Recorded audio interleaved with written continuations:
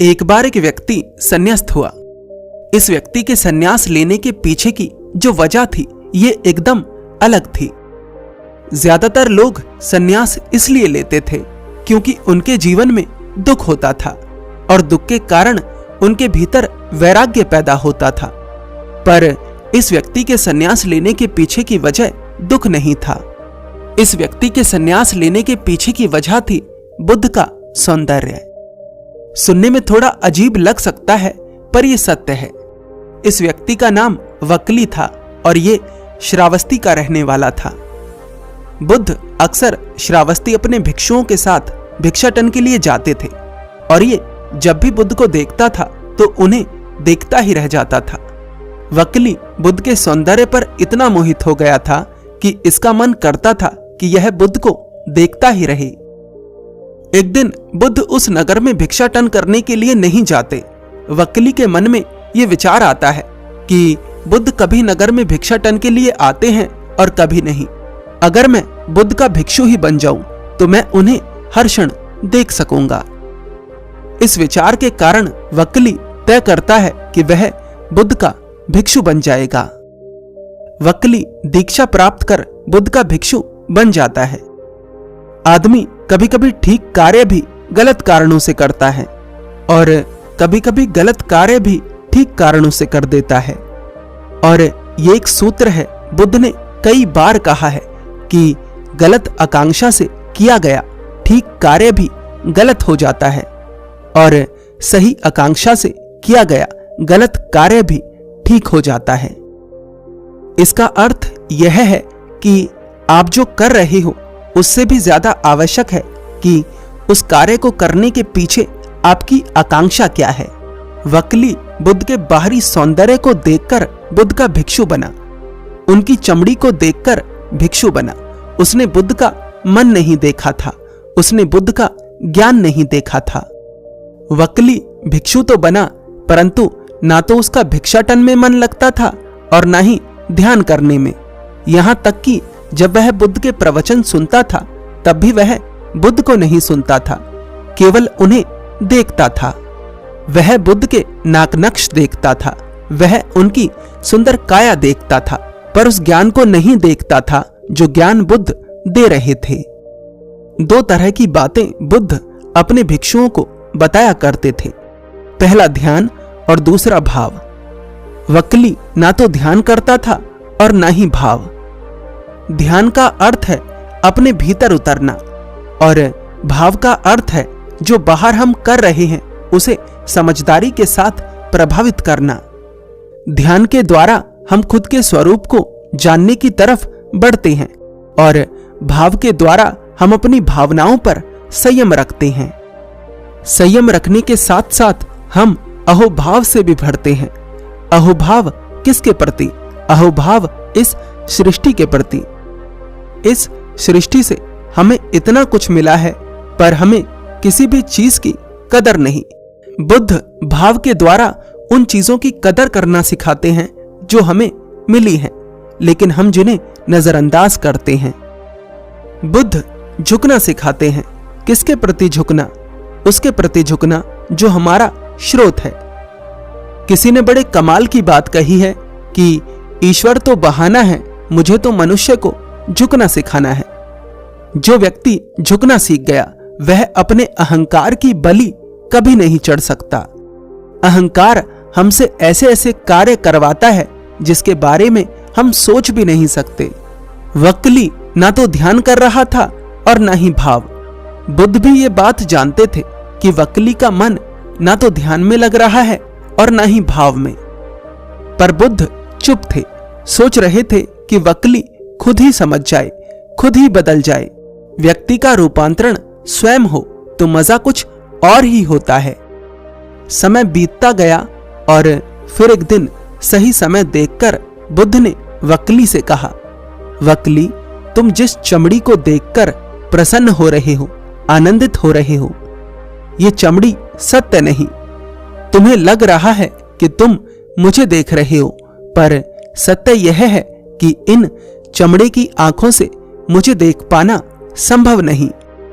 चमड़े की आंखों से तो चमड़ा ही देखा जा सकता है, अगर तुम वास्तव में मेरा स्वरूप देखना चाहते हो तो अपने भीतर उतरो, ध्यान करो वक्ली, समाधि को अनुभव करो।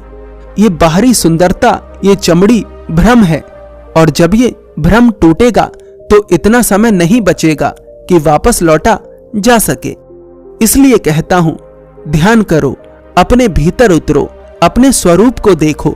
तुम्हारा स्वरूप ही बुद्ध है। अब आश्चर्य की बात यह है कि बुद्ध के इतना समझाने के बाद भी वक्ली को बात समझ नहीं आई। शायद बुद्ध जब वक्ली को समझा रहे थे उस समय भी वक्ली बुद्ध के सौंदर्य को ही देख रहा था, इसलिए वो वह सुन ही ना सका जो बुद्ध ने उससे कहा। ऐसा ज्यादातर लोग करते हैं, वे बहुत अच्छी अच्छी बातें सुनते हैं पर उन्हें अपने जीवन में उतार नहीं पाते, और फिर एक समय के बाद उनके जीवन में केवल दुख और दर्द रह जाता है। बुद्ध की सभी बातों को अनदेखा कर कर वक्ली स्थिर अपने उसी कार्य में लगा रहता है जिस कार्य में वह शुरुआत से ही लगा हुआ था। वक्ली बुद्ध को छोड़कर कहीं जाता भी नहीं था। बुद्ध भी कहते थे तब भी वह बुद्ध को छोड़कर नहीं जाता था। बुद्ध वक्ली से कहीं और जाने के लिए करुणावश कहते थे, क्योंकि वे देख रहे थे कि वक्ली अपने जीवन को नष्ट कर रहा है। बुद्ध इस बात को देख पा रहे थे कि अगर प्यासा नदी के पास आकर भी प्यासा ही रह गया तो इस बात का क्या अर्थ है। बुद्ध के हृदय में वक्ली के लिए करुणा थी, दया थी। इसलिए बुद्ध एक निर्णय लेते हैं जो कि थोड़ा कठोर था। हर कठोर बात के पीछे क्रोध नहीं होता, किसी किसी बात के पीछे करुणा और दया भी होती है। एक दिन बुद्ध अपने भिक्षुओं को प्रवचन दे रहे थे। वक्ली सबसे आगे बैठा था और बुद्ध को देख रहा था।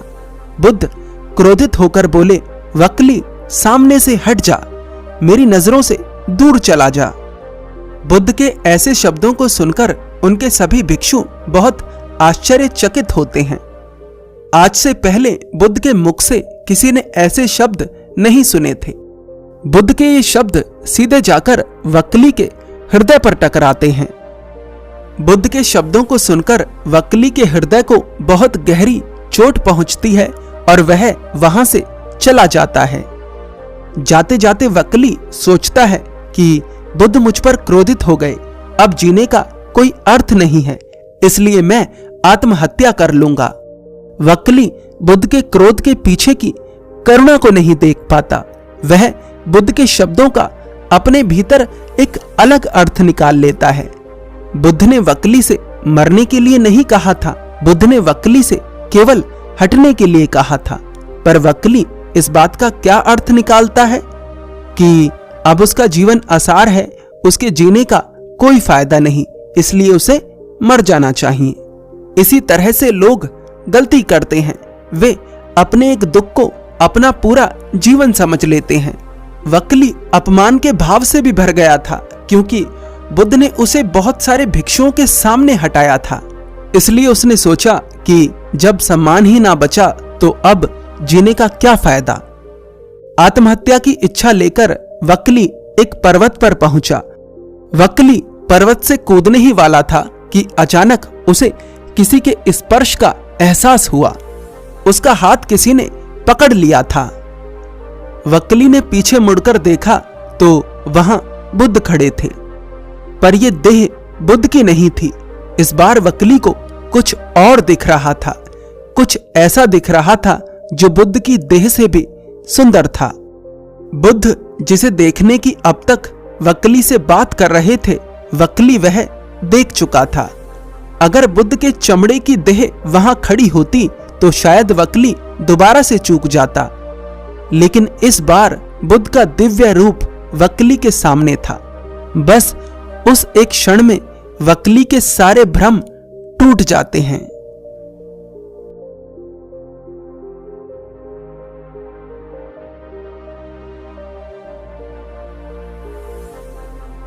ये कहानी उस समय की है जब गौतम बुद्ध अपने भिक्षुओं के साथ जैतवन में थे। बुद्ध की देशना में निरंतर ही ध्यान के लिए आमंत्रण था। सुबह दोपहर शाम वे बस एक ही बात समझाते थे, ध्यान, ध्यान और ध्यान। देशना का अर्थ आदेश नहीं होता, देशना का अर्थ होता है समझाना, सुझाव देना। बुद्ध के द्वारा हजारों बात कही गई, लेकिन जो सबसे कीमती बात थी वह थी ध्यान। एक बार बुद्ध के 500 भिक्षु बुद्ध का आवाहन सुन ध्यान के लिए तत्पर हुए। बुद्ध ने उन्हें ध्यान के लिए एकांतवास में भेजा। एकांतवास एक भूमिका है जो ध्यान के लिए सहयोगी है। एकांतवास का अर्थ है संसार से दूर होकर प्रकृति के समीप जाना। बुद्ध की देशना पा वे 500 भिक्षु एकांतवास में गए। उन्होंने खूब सिर मारा, परंतु कोई परिणाम उनके हाथ ना लगा। वे दोबारा से बुद्ध के पास आए ताकि ध्यान सूत्र को दोबारा से सही से समझ सकें। गौतम बुद्ध जो सूत्र अपने भिक्षुओं को बताते हैं उसे आप लोगों को ध्यान से समझना चाहिए। बुद्ध कहते हैं एक बीज को उपजाऊ भूमि चाहिए, जल चाहिए, सूर्य की रोशनी चाहिए, हवा चाहिए, तभी एक बीज अंकुरित हो पाता है। ठीक इसी प्रकार ध्यान को भी एक अनुकूल वातावरण चाहिए, तभी ध्यान का बीज अंकुरित हो पाता है। तुमने ध्यान के फायदों को तो समझा, परंतु ध्यान कैसी स्थिति में घटता है इस बात से चूक गए। तुमने प्रयत्न करा, प्रयत्न से ध्यान भला कैसे हो सकता है। तुमने विचारों को रोकने की कोशिश करी, विचारों को रोकने की कोशिश से ध्यान भला कैसे हो सकता है। तुमने अधूरी बात समझी, पूरी बात ही ना समझी। बुद्ध कहते हैं मेरे प्रिय भिक्षुओं, ध्यान से सुनो। सबसे पहले भूमिका समझो। सब संस्कार अनित्य हैं। जो भी है इस संसार में सब अनित्य है। यहाँ कुछ भी स्थिर नहीं। ऐसा जिसने प्रज्ञा पूर्वक देख लिया वह फिर कुछ पकड़ेगा नहीं। ये आधार है, इसे ध्यान से समझ लो। मन का कार्य है चीजों को पकड़ना और तुम्हें उनसे बांधना। जब तुम्हें सब कुछ ही नश्वर नजर आ जाएगा तो फिर तुम कुछ पकड़ोगे ही क्यों। सबसे पहले इस वास्तविकता को स्वीकारो। जब तुम इस भाव को गहरा करोगे तो तुम्हें एक सम्यक भूमि मिल जाएगी जो ध्यान के बीज को अंकुरित होने में सहायक बनेगी। यही विशुद्ध होने का तरीका है, यही विशुद्धि का मार्ग है। यह पहला चरण है जो तुम्हें समझना चाहिए। दूसरा चरण है इस बात को देख लेना कि ये संसार दुख की छाया है। तुम्हें हजारों विचार आते हैं। अगर तुम्हें लगता है कि उनमें से कोई एक विचार भी तुम्हें आनंद दे सकता है तो तुम गलत दिशा में जा रहे हो। विचार तुम्हें आनंद का प्रलोभन तो दे सकते हैं, लेकिन आनंद नहीं। इस संसार से सुख की आशा छोड़ दो। यही दूसरा चरण है। जिस दिन यह दिख गया कि ये सारा संसार दुख है, उसी दिन से दुख से मुक्ति होने की शुरुआत हो जाएगी। पर कमाल की बात यह है कि दुख कभी भी दुख बनकर नहीं आता, वह तो सुख का रूप लेकर आता है। और जब तुम उसमें फंस जाते हो तब वह तुम्हें अपना असली रूप दिखाता है। यदि दुख दुख के रूप में आए तो फिर उसे पकड़ेगा ही कौन। यही दूसरा चरण है। और तीसरा सूत्र है किसी शाश्वत की खोज में ना निकलना। जब तुम्हें सब कुछ अनित्य दिखा तो हो सकता है कि तुम कुछ नित्य की खोज में निकल पड़ो। तुम किसी ऐसी चीज की खोज में निकल पड़ो जो कि सदैव रहेगी। इस तरह की खोज में निकलने का अर्थ है अपने आप को एक नया धोखा देना। ये 3 सूत्र इस प्रकार हैं। पहला सूत्र, इस जीवन में सब कुछ अनित्य है। दूसरा सूत्र, ये जीवन दुख से भरा हुआ है। और तीसरा सूत्र, किसी नित्य की खोज में मत निकल जाना, क्योंकि जो नित्य तुम्हारी बुद्धि खोजेगी वह तुम्हारी बुद्धि जैसा ही होगा। जो इन 3 सूत्रों को अपने भीतर उतार लेता है उसके लिए ध्यान आसान हो जाता है। जिस भिक्षु को बुद्ध के ये 3 सूत्र समझ नहीं आते थे उसे बुद्ध मरघट भेजते थे, शमशान भेजते थे। शमशान एक ऐसी जगह है जहां जीवन की वास्तविकता को बहुत ही आसानी से देखा जा सकता है। जिसे जीवन में दुख नजर नहीं आता उसे शमशान जाना चाहिए। जिसे जीवन में नित्यता नजर आती है उसे शमशान जाना चाहिए। जो नित्य की खोज में है उसे शमशान जाना चाहिए। जो भिक्षु इन तीन भावों को गहरा नहीं कर पाते थे, बुद्ध उन्हें शमशान की भूमि पर ध्यान करने के लिए भेजते थे और वहां ये तीनों भाव बड़ी ही आसानी से गहरे हो जाते थे। भिक्षु मरघट पर जाते थे, ध्यान करते थे, प्रतिदिन नए नए लोगों को जलते देखते थे कि कल कोई शरीर था और आज वह राख बन गया है। धीरे धीरे उन्हें यह एहसास भी होता था कि एक दिन वे भी राख बन जाएंगे और फिर जब राख ही बन जाना है तो फिर क्या पकड़ें और क्या छोड़ें। और जो भिक्षु एक बार शमशान जाकर ध्यान कर आता था, उसके लिए इन तीन भावों को स्वीकारना आसान हो जाता था। मैं जानता हूं ये तीन भाव स्वीकारना आसान नहीं है। इसके पीछे सबसे बड़ा कारण है कि हम जीवन की वास्तविकता को नहीं देख पा रहे हैं। गौतम बुद्ध की बातों का बहुत सारे लोग विरोध करते हैं क्योंकि उन्होंने बहुत सारी चीजें पकड़ी हुई हैं। उनके भीतर उनके छूट जाने का डर भी है। वे जानते हैं कि एक दिन ये चीजें छूट जाएंगी, लेकिन वे चाहते नहीं कि वे चीजें छूट जाएं। बुद्ध बस इतना कह रहे हैं कि जीवन की वास्तविकता को स्वीकार लो, जिससे कि दुख तुम्हें तोड़ ना सके। इन तीन भावों को स्वीकारना कठिन तो है, लेकिन जो व्यक्ति इन तीन भावों को स्वीकार लेता है उसके लिए ध्यान आसान बन जाता है। बुद्ध के 500 भिक्षुओं में से 499 भिक्षु दोबारा से एकांतवास में ध्यान करने के लिए जाते हैं। एक भिक्षु बुद्ध के पास ही रुक जाता है। वह भिक्षु आलसी था। उसके मन में संदेह था कि वहां जाकर कुछ लाभ होगा या नहीं। वे 499 भिक्षु जब एकांतवास से वापस लौटते हैं तो कुछ और होकर वापस लौटते हैं। उनके भीतर की ज्योति जल चुकी होती है। वह एक भिक्षु जो बुद्ध के पास ही रह गया था, वह उन भिक्षुओं को देखकर जल भुन जाता है। उसे उन 499 भिक्षुओं से बड़ी ईर्ष्या होती है। वह भिक्षु उसी समय क्रोध में भरकर निश्चय करता है कि आज के आज मैं ध्यान पाकर तथागत से बात करूंगा। क्रोध, लालच, घृणा, ईर्ष्या, यही तो ध्यान के सबसे बड़े बाधक हैं और इन्हीं के द्वारा वह भिक्षु ध्यान को अनुभव करना चाहता था। यदि कारण सही हो तो ध्यान एक क्षण में भी हो सकता है, लेकिन अगर कारण गलत है तो पूरे जीवन भी प्रयास करोगे तब भी सफलता नहीं मिलेगी। उसने बैठकर ध्यान करा, लेटकर ध्यान करा, चलकर ध्यान करा, लेकिन ध्यान नहीं, उसे तो केवल बेचैनी हो रही थी। रात होते होते वह पागल की सी अवस्था में आ गया। बेचैनी की हालत में उसका पैर एक पत्थर से टकराया और उसके पैर की हड्डी टूट गई। दर्द के कारण वह जोर से करहाया। उसके चिल्लाने के कारण बुद्ध व सभी भिक्षु जाग गए और उसके पास आए। बुद्ध ने उसे समझाया, प्रिय भिक्षु, ये तो ध्यान का मार्ग नहीं। तू जाग, ध्यान हो सकता है, लेकिन इस अहंकार को छोड़, इस ईर्ष्या को छोड़, इस कड़वाहट को छोड़।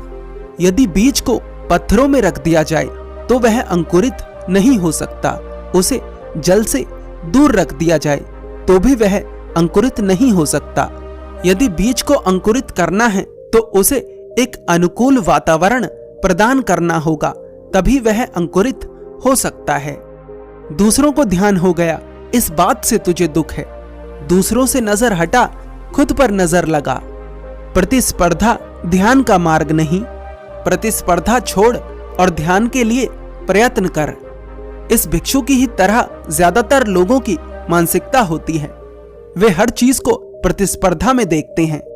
वह भिक्षु आगे चलकर ध्यान को उपलब्ध होता है या नहीं, यह तो उसकी मानसिकता पर निर्भर करता था। पर क्या आपकी भी मानसिकता उस भिक्षु के जैसी ही है?